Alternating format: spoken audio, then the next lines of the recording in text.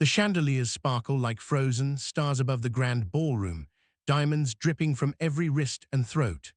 Laughter bounces off marble walls, champagne bubbles race to the rim of crystal flutes, and the air smells of money older than most countries. In the middle of it all stands Victor Langston, tall, silver-haired, tuxedo white as fresh snow, voice booming over the string quartet like he owns the sound itself. He throws his head back, teeth flashing, telling another story about how he crushed some startup kid who dared to challenge him. The crowd eats it up, hanging on every word, because Victor Langston doesn't just have billions. He has the kind of power that makes people forget their own names when he walks in the room. Then the double doors swing open, slow and quiet, the way hotel staff are trained to move, like ghosts that don't disturb the living. Aisha steps through. The plain black maid dress swallows her curves, the white apron tied tight, hair pulled back so severe it almost hurts to look at. Her skin drinks the golden light and gives it back richer, deeper, like polished mahogany glowing under the sun. She balances a silver tray of tiny lobster puffs and caviar dots, shoulders straight, chin steady, eyes lowered just enough to survive the night. She has done this 1,000 times. She can glide through any room invisible, but tonight is different.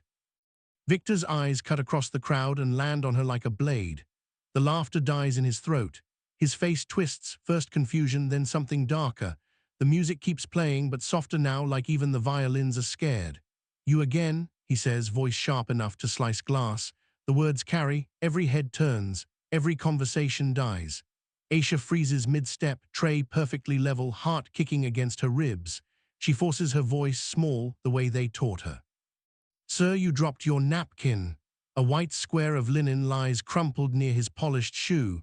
She bends just enough to offer it.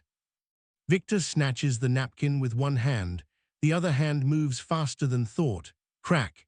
His open palm cracks across her cheek so hard her head snaps sideways.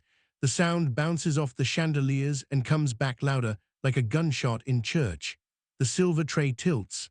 One lobster puff slides off and splatters on the marble like a drop of blood. Aisha stumbles 2 steps, heel catching, but she does not fall. Her free hand flies to her face, fingers trembling against the heat blooming under her skin. The ballroom is dead silent now. You could hear a diamond earring hit the floor. Tears rush to her eyes, hot and furious, but she locks them there. She will not give him that. She straightens her spine, lifts her chin, and stares straight ahead, past him, through him.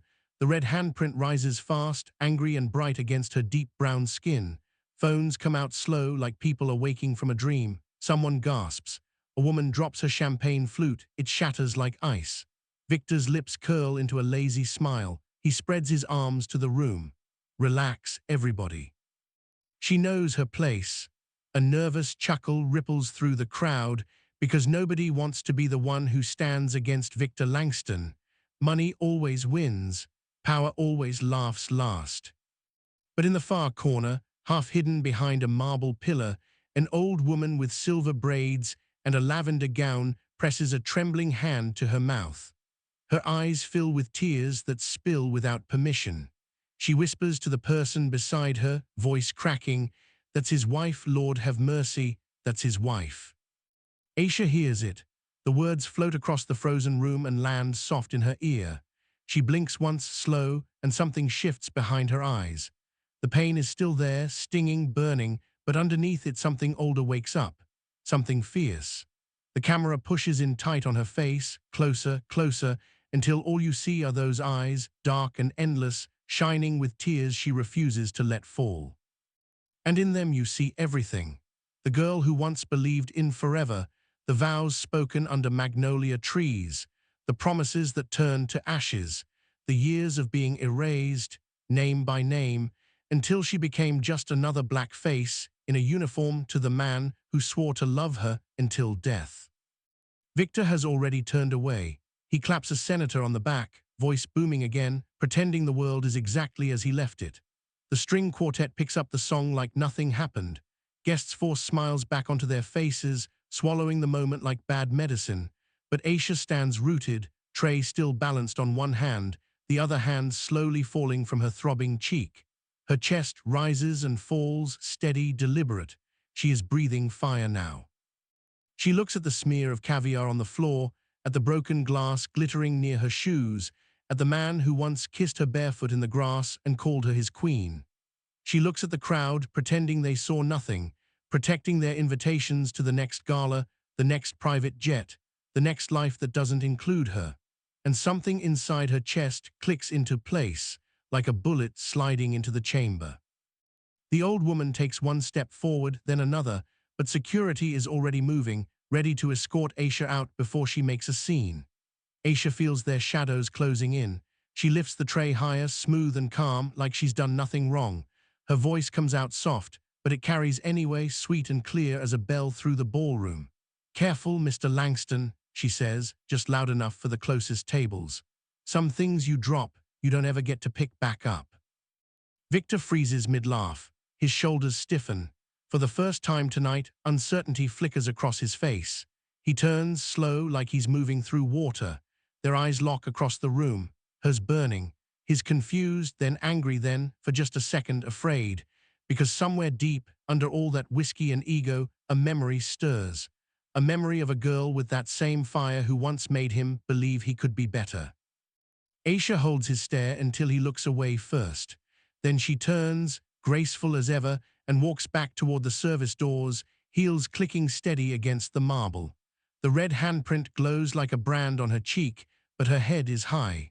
The room watches her go, phones still recording, whispers rising like smoke. And somewhere in the shadows, the old woman smiles through her tears and whispers again, louder this time, so anyone close enough can hear. "That's his wife, Yael, and she just remembered who she is." The double doors swing shut behind Aisha. The chandeliers keep sparkling. The champagne keeps flowing. But nothing in that room will ever feel the same again. Because some slaps don't just sting the skin, some slaps wake the soul. And when a black woman who's been erased, minimized, and counted out finally stands tall with fire in her eyes, the whole world better get ready. Dignity isn't given. It's taken back, one unbroken step at a time.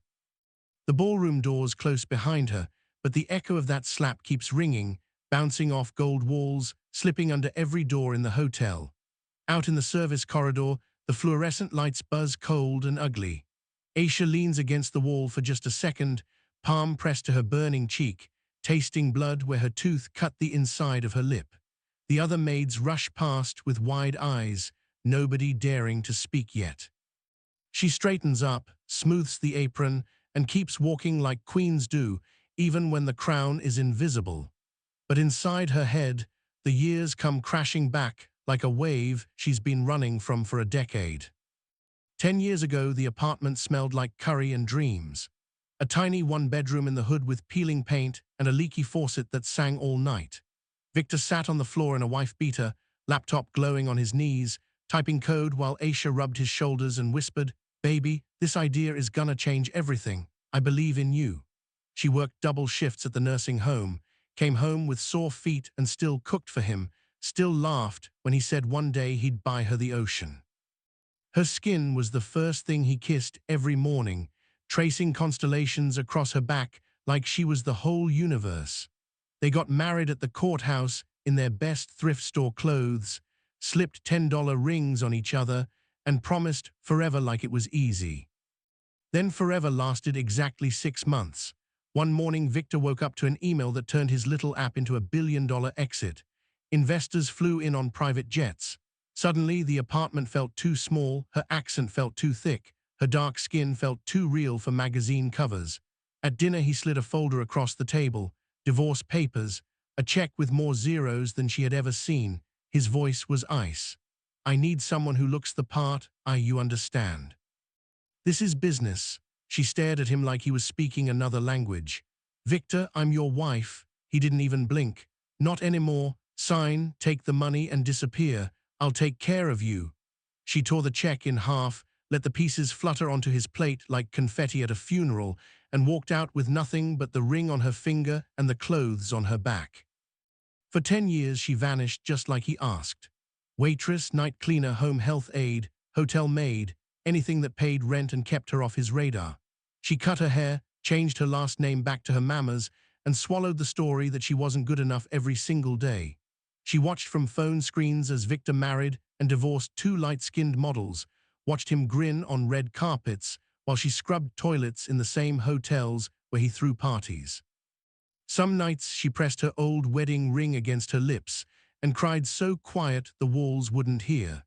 Most nights she just worked harder, head high, telling herself pride was warmer than any mansion he could buy. Back in the present, the ballroom is buzzing like a kicked hive. Victor knocks back another whiskey, laughing too loud, telling everyone it was just a clumsy maid who got uppity. His fiancée, Chloe, 25, blonde, lips injected to heaven, clings to his arm and rolls her eyes. "Babe, fire that ghetto girl before she sues or something." The words drip like poison. Staff pretend they don't hear, but they do. Everybody does. The head waiter, Marcus, an older black man with kind eyes, watches Aisha through the service window and feels his stomach knot. He knows her, been knowing her for years. Knows why she never takes her break with the rest of them, knows why she flinches when someone says the name Langston. Security marches in, two big white guys in cheap suits, moving toward the staff door like they're about to drag out trash. Victor waves them on without even looking. Chloe smirks into her phone, already live streaming, caption reading, when the help forgets their place.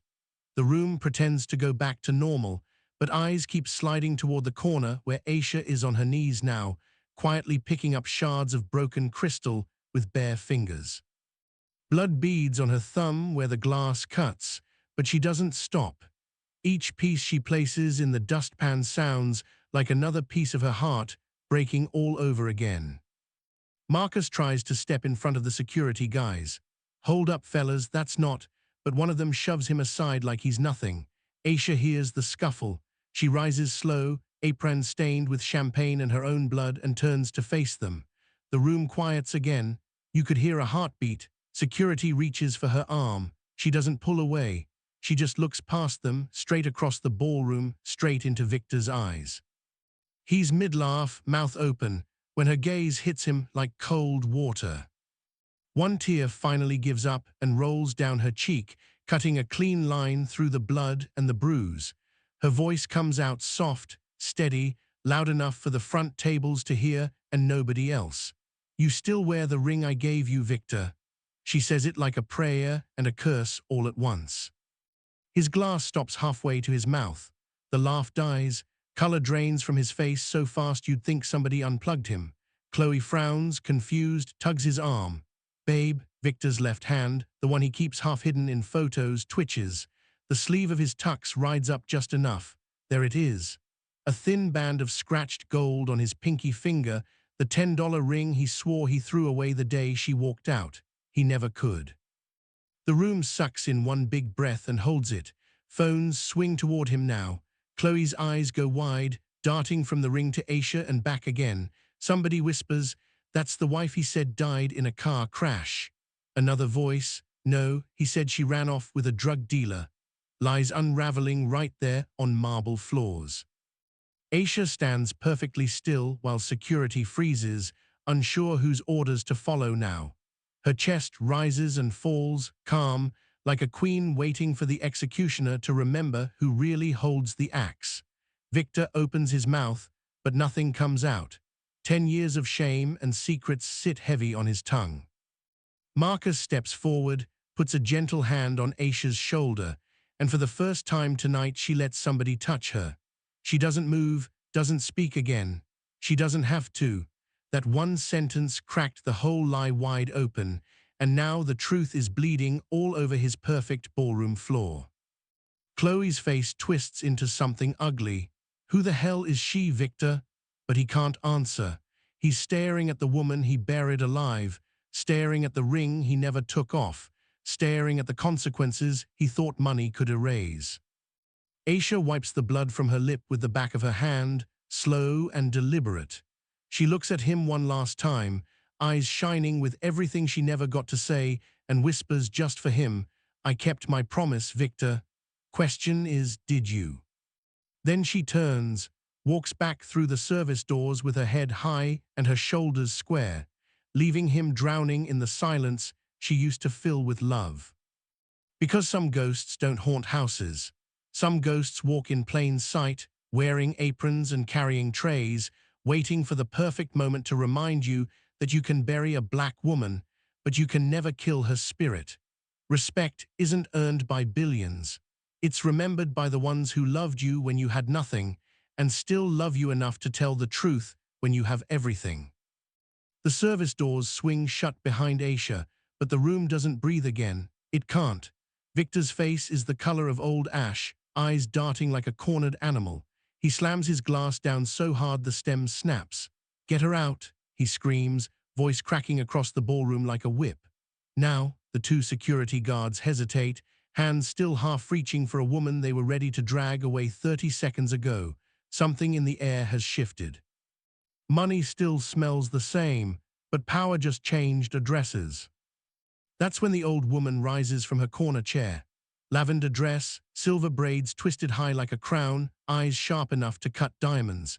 She moves slow but steady, cane tapping the marble like a judge's gavel. Every step echoes. The whole room watches.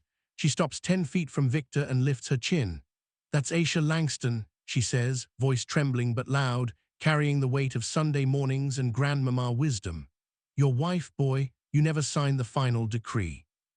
The word boy lands like another slap, this one across every generation that came before him. She reaches into her little beaded purse and pulls out a thin stack of yellowed papers held together with a rusted paperclip. Divorce papers, the same ones Aisha tore the check from 10 years ago. The old woman flings them at Victor's feet. They flutter down like dead leaves. Cameras flash white-hot, phones tilt up. Somebody's live stream hits 1 million views in 10 seconds flat. Victor stares at the papers, then at his own hand. He tries to hide it, but the sleeve rides high enough. There it is again, that cheap gold band glowing warm against his skin, tucked beneath the diamond-encrusted watch that costs more than most people's houses. Chloe, the fiancée, sees it too. Her perfect influencer face cracks right down the middle. She reaches out, grabs Victor's wrist, and yanks it up for the whole world to see. "What the hell is this?" she shrieks. Then her open palm cracks across his cheek, louder than the one he gave Aisha. The sound bounces off the chandeliers.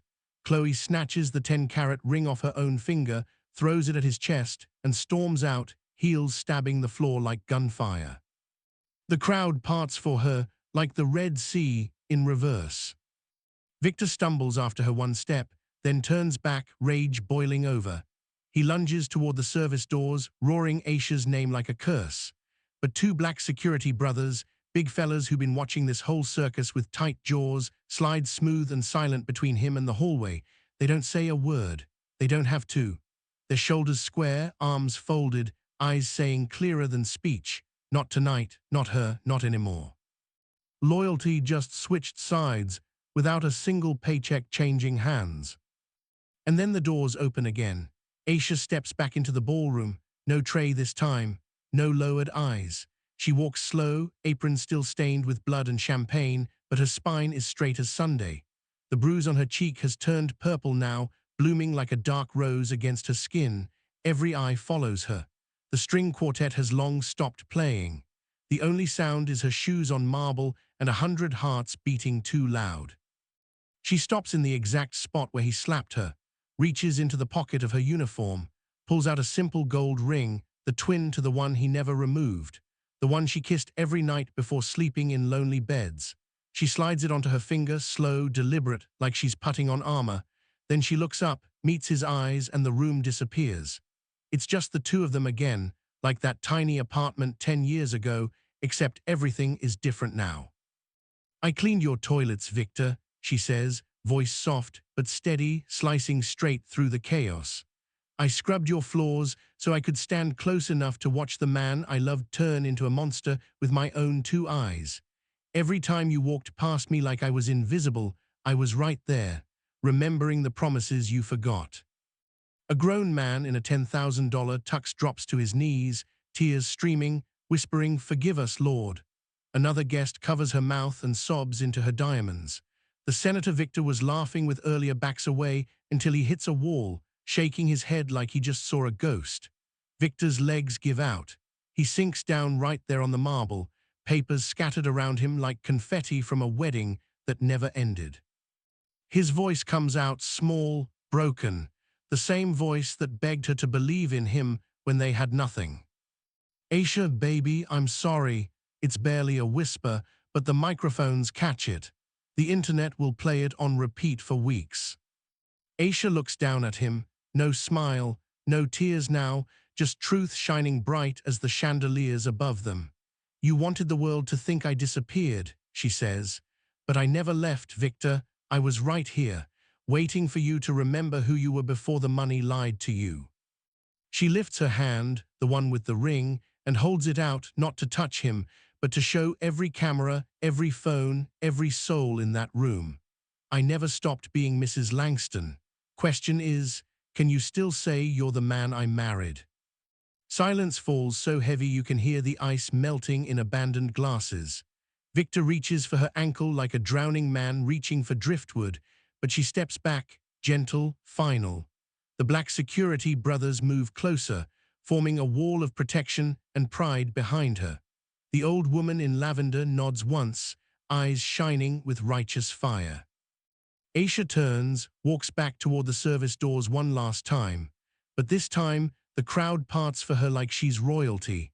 Some bow their heads, some reach out trembling fingers to touch the hem of her apron like it's blessed.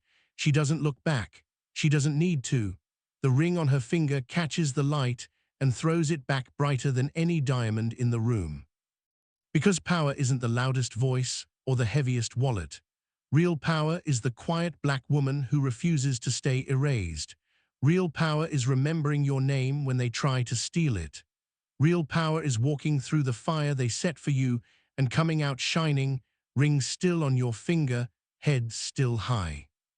And somewhere in heaven, somebody's grandmama is smiling, saying, "That's right, baby, you don't need their permission to be whole. You just need to remember you already are." Dignity isn't something you beg for. It's something you wear like armor when you walk back into the storm you already survived. And tonight, Mrs. Aisha Langston just reminded the whole world what a queen looks like when she finally takes her throne back. The marble floor is cold against Victor's knees, but he doesn't feel it. All he feels is the weight of 10 lost years crashing down on him at once. His $1 million tuxedo jacket hangs open, shirt soaked with whiskey and tears, and the man who could buy cities is crawling now, crawling across scattered divorce papers and broken crystal like a child who just broke his mama's favorite vase. Grown men in the room look away because nobody taught them how to watch a king turn back into dust.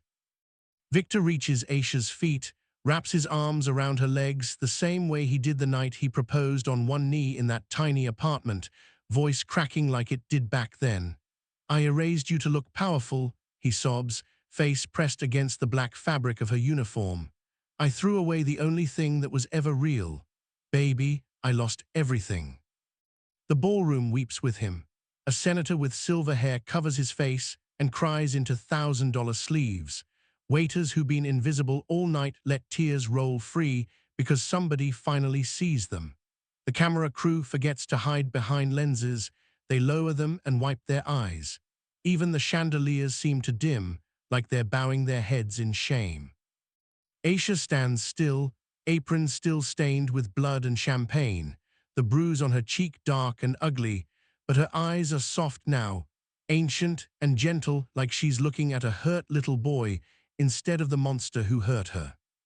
Victor keeps crying, keeps holding on, keeps begging in a voice nobody in that room has ever heard from him. "I kept the ring because it was the only part of me that still knew how to be good. I'm sorry, Aisha, I'm so sorry." His shoulders shake so hard the gold band on his pinky flashes under the lights like a tiny lighthouse in a storm. Aisha looks down at him for a long, quiet moment. The room holds its breath again. Then, slow as sunrise, she lowers herself to her knees right there on the cold floor. The maid dress pools around her like spilled ink. She cups his wet face in hands that scrubbed toilets and changed bedpans and still never stopped being gentle.